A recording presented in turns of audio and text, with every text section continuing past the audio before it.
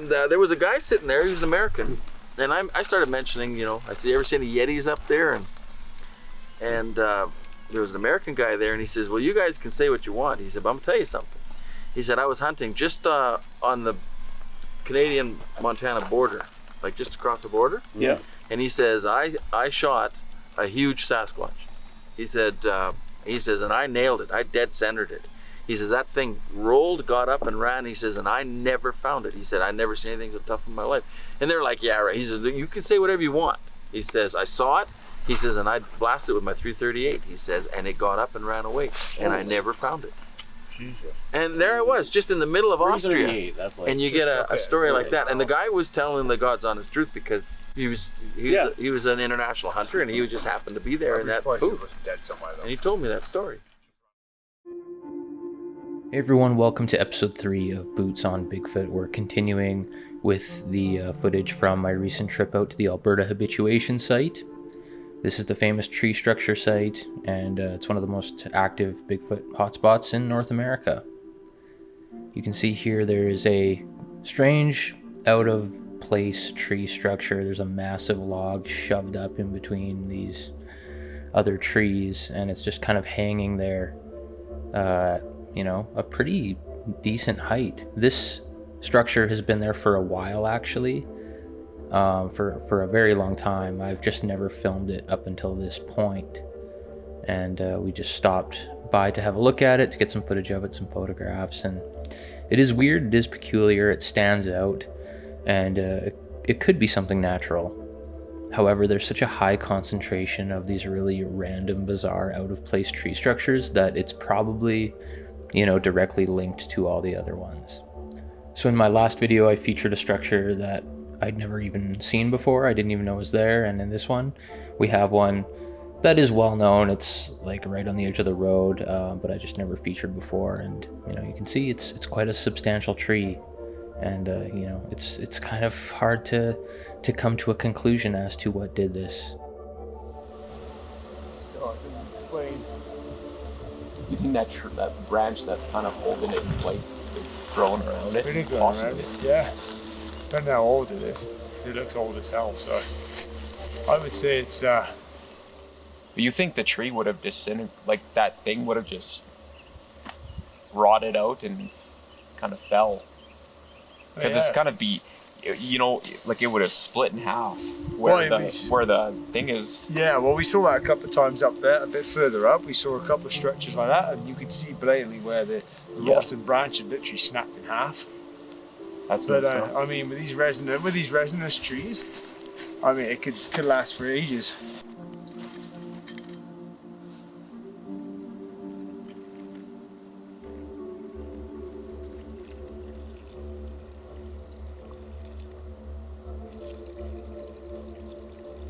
After looking at the tree structure, we continued on our trek for the day. We went to walk down a muddy little trail, like an ATV trail. Because the day before, Nick, he's one of the guys in this video, he's the guy from the UK with the cool hat. He had found a bunch of bear tracks down this trail, and he wanted to cast one, just because he'd never actually cast anything before. And it'd be good practice, and it'd be cool to have the paw print of a bear, you know, on display. So he took a cast of that, but you can see there's bear tracks everywhere, and there's also some really interesting looking ones that were from like the hind foot, and they almost have an appearance, as you can see here, of like a juvenile Sasquatch track, which is very, very interesting. You know, that could easily be misidentified by someone. I think if I was casting one of these bear tracks, I would have cast one of those, but he wanted to get one of the front paw of the bear. So Nick actually has his own YouTube channel where he goes on all kinds of outdoor adventures, lots of, you know, hiking in the mountains, lots of running in the wilderness, and he's into bushcraft and all that kind of adventurous stuff. His YouTube channel is called Raw Skills, Adventures, and Bushcraft, as you can see here. So if you want to see what kind of stuff Nick is into, he's obviously super into Bigfoot because he came out on this trip and he's been part of our organization for a while. Go to his YouTube channel and check out his videos. He's very hardcore. He's ex-British military. He was in Afghanistan and Iraq, and he's just a super cool dude. So check out his YouTube channel and subscribe and watch all of his videos. He's so close to having 1,000 subscribers. We can get him there. So anyways, we poured that plaster cast, and then while it was drying, we trekked onward to see if we could find anything else.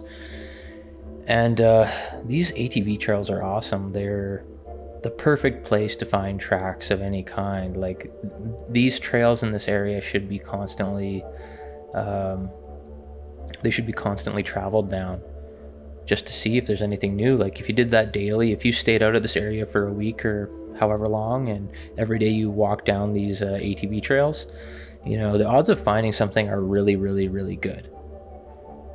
And the ground is just perfect for casting tracks. Yeah, if you're in an area with lots of ATV trails, I would highly recommend trekking down those trails. And they're, you know, it's great because it's more or less easy to move down. You're up bushwhacking, and you can get around rather quickly as opposed to walking straight through the bush. But overall, like on this trek, we didn't find anything too unusual. But we did find some great views, some really, really great views of the area. As you can see, it's just rugged, remote wilderness, beautiful country, trees everywhere, mountains off in the distance. This is probably my favorite place to go exploring. And, you know, a lot of times weird stuff does happen, and the area is just, you know, saturated in mystery. There's so many stories that have come out of this exact spot. So it's very interesting. And when you're there and you're staying there, you're camping out in the bush, especially if you're alone, just knowing of all the things that have happened in this area, oh man, gives you the heebie-jeebies. It's a very creepy spot. But yeah, after we trekked back to the grizzly track that we were casting, we grabbed it, and then we went back to the camp and had a wonderful evening swapping stories, you know, and talking about Bigfoot. And you'll see that here. I'll leave you with the footage from that evening. They're not like the Na'vi from Avatar. They're not going to fill you full of arrows for cutting the trees down. Yeah. You cut the trees down, they move. Yeah. They don't hold grudges. They don't seem to. They seem to have almost a natural understanding. Like, if they were as vengeful as humans, I think they would have been extinct long ago. They're almost tolerant to us now, aren't they? Tolerance. They don't like us. I don't think they trust any of us. But yeah, they don't want anything to do with people. No, I wouldn't blame them. They keep, Yeah. but they, you know, Is they'll that the come. smartest thing you've heard? That is the smartest thing I heard for sure, yeah. I wouldn't want anything to do with this either. I mean, looking at what we've done on this planet. Yeah. Oh yeah. Yeah. Man. No. But they don't. Like, it's like when they're gifting, you know, they leave you. Like I was saying earlier, some people in BC lost a bag of groceries in the campground, and they got a deer antler in return. So they don't place value on things. They just do it as a gesture. Yeah. You know, it's kind of interesting. You know, they don't even place value on each other's lives the way we do. Yeah. From what I can tell, like just from That what was like, I think that's part of our understanding, as best we could tell, of like what is it? Oh my goodness, Neanderthals, is that although they'd have like a little bit of a ritualistic end to their lives, they didn't like mourn each other in that sense. It's just like the natural way of things, right? Yeah, the Neanderthals is interesting. They're really interesting. They were peaceful planners, and their brain was bigger than Homo sapiens. Yeah. And You know, they stronger too. They're heavier and stronger than us, yeah. Yeah. They said that their injuries were almost the same as rodeo riders, like rodeo people. You know. I wonder if they had that big ball and they rolled it in front of the buffalo. Yeah. Like a rodeo clown. I wonder. Crow's Nest Passes has been a good spot historically. Crow's Nest is where I had my experience in 2017. Yeah. Oh, that's right. Yeah. Yeah, Crow's Nest is a definitely a good area. Like down by Waterton. Yeah, there's been some sightings down by Waterton. Well, You know- there was that Crandall Lake incident that There's that lake. And there's also like there's also 2 sightings at Cameron Lake on the same weekend on back-to-back years by different photographers going there for early morning photography. There's sightings on the Acamina Parkway. There are sightings at Red Rock Canyon, and then there are the sightings at the Crandall Campground too as well. All of it, and then the ones that bleed over into the U.S. side and on the Glacier National Park side too. So it's boom. It was always booming. Well, get this. That's where I grew up, down there. I was at the with First Class Trophies. I work for out of Europe. We were at the hunting show in Salzburg, Austria. When was the last time? I guess it'd be 3 years ago now because of the COVID. But I went over to a booth of some guys called Shikar Safaris. Now they run the Markhor hunts, and those are the most expensive hunts in the world, over $100,000 US to shoot a Markhor. Holy moly! And you know, like they specialize in mountain game, like the Marco Polo sheep, and you know, anybody knows anything about outfitting and knows Shikar. Anyways, I went over there and was talking to those guys because I love looking at the pictures of hunts that I'll never go on. and there was a guy sitting there. He was an American, and I started mentioning, I said, "You ever seen any Yetis up there?" And there was an American guy there, and he says, "Well, you guys can say what you want." He said, "But I'm gonna tell you something." He said, "I was hunting just on the Canadian-Montana border, like just across the border." Yeah. And he says, I shot a huge Sasquatch. He says, and I nailed it. I dead centered it. He says, that thing rolled, got up and ran. He says, and I never found it. He said, I never seen anything so tough in my life. And they're like, yeah, right. He says, you can say whatever you want. He says, I saw it. He says, and I blasted it with my .338. He says, and it got up and ran away. And I never found it. Jesus. And there I was, just in the middle of Austria. That's like, And you get a story like that. And the guy was telling the God's honest truth because he was an international hunter, and he just happened to be there in that booth. And he told me that story. There's like I was telling these guys about the trapper that I know. He looked at my model, and I could tell by the way he looked at it that he'd seen one before. And asked him where his trap line was, and he was up on the BC border, up in Chinchaga country. And I said, I know you've seen one. And he said, well, I saw something, but it turns out he didn't see it there. He was driving out of Kamloops on the Coquihalla Highway when it was new, and walked right up on the highway in front of him. And I mean, he saw it 100 yards in closing. And I said, well, you know what every animal in the woods looks like. You're a trapper. Yeah. I said, how sure are you it was a Sasquatch? And he says, about 100%. About 100%. And then he went on a big rant about, but don't tell anybody. They're going to say, what were you smoking? And, we have to check into the mental home. And he said, you don't tell nobody. And yeah, most people think it's just crap. But then he also said that on his trap line, he found tracks that could not have been anything else. So, but man, I'll tell you, even when people are comfortable around you, getting an account like that out of some people is like pulling teeth. Yeah. And you can't blame them because all of that. Big stigma attached. Yeah, exactly. People just can't take ridicule. I mean, they can ridicule me all day long. I was married for 20 years. Like when it comes to industry, there's a lot of like delete this, cover this up, don't talk about this. The trapper here he had a friend who actually did videotape some. He was a helicopter pilot, and he said they saw them regularly doing helicopter logging on the West Coast. Because they're in the roughest country. Oh, of course. And he says they hold cover for a long time, and then they blast out. And he says they weren't just warned not to talk about it, they were threatened. And that's a good source because I know. And he said the guy, he showed him photographs. They apparently he landed on some lake in the middle of nowhere, and there was a female and a small one, and then a big male come running out and threw a tree at them. And the guy took photographs. He says high quality, and the trapper saw him, and he said they were real because he's seen a bunch of them. So he said they were the real deal. And you'd be surprised, like even having something like that is not high on somebody's list of priorities.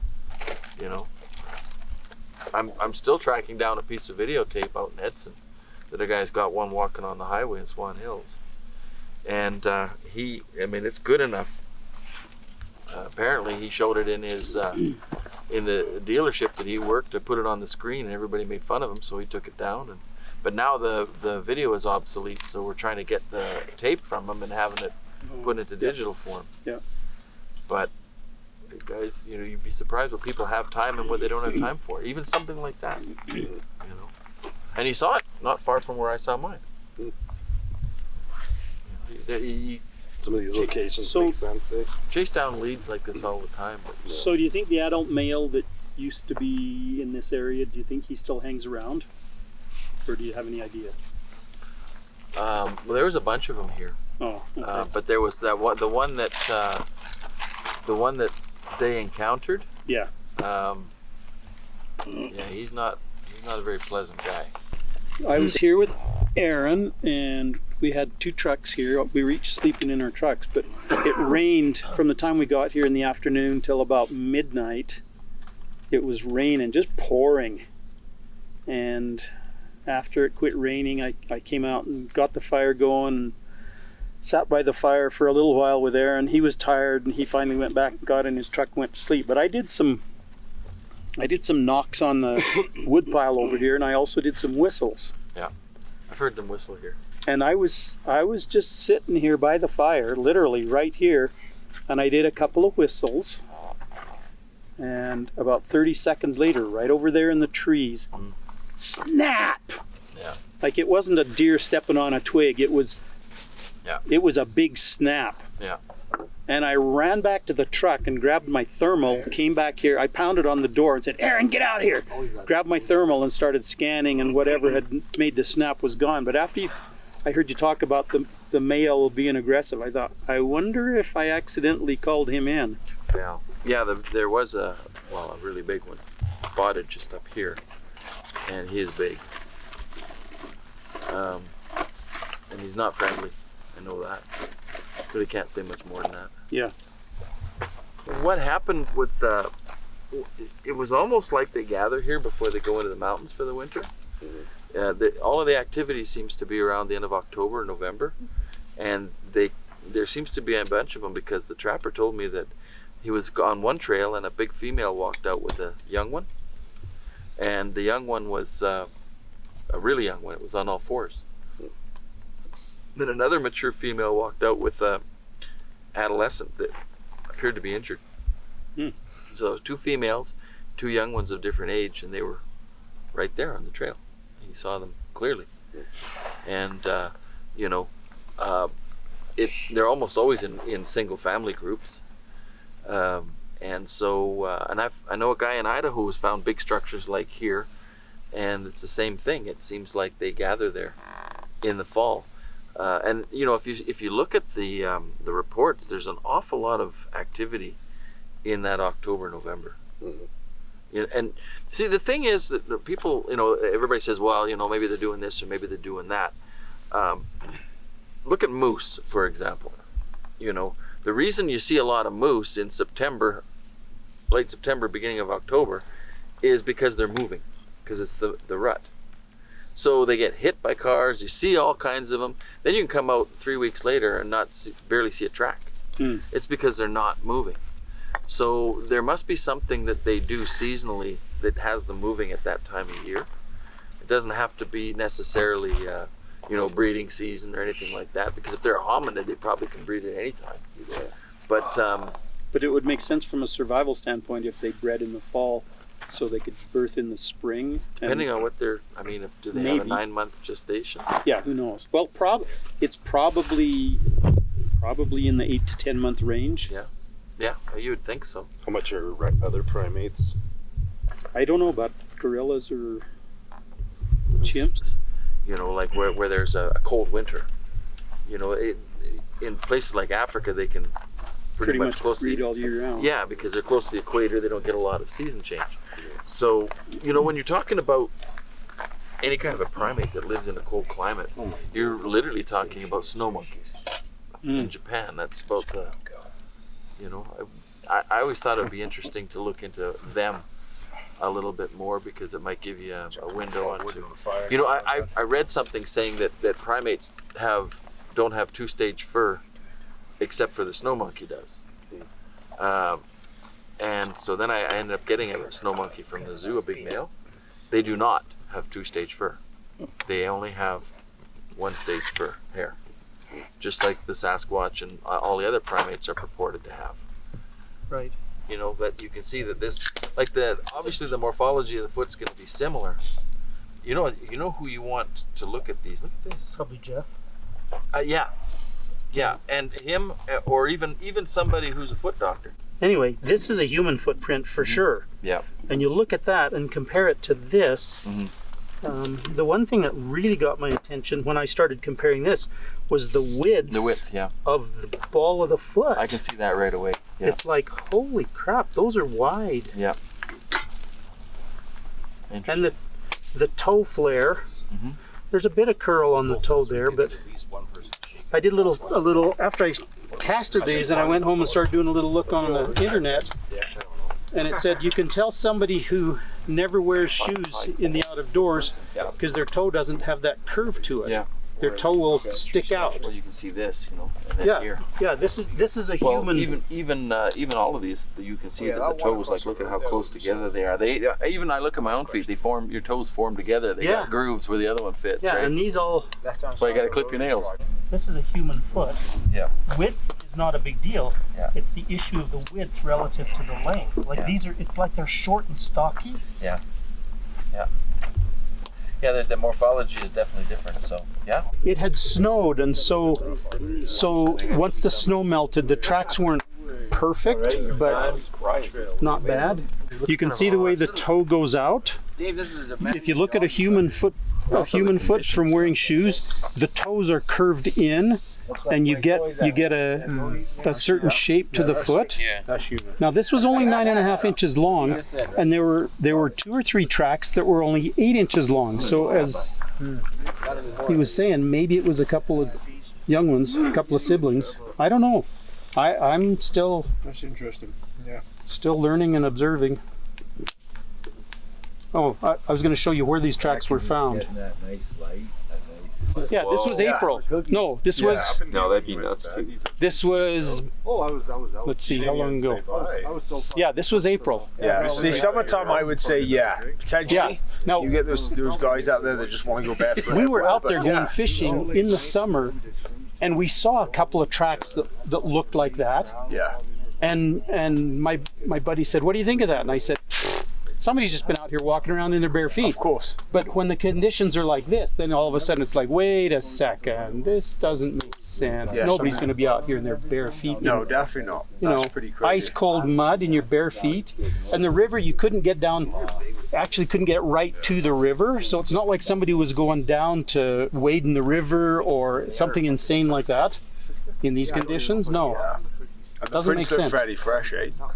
Oh yeah, well, a few days old. they weren't very old because they were fresh enough that when you look, like some of them were getting a little weathered, but this one, like that one right there. Whoops, just a second.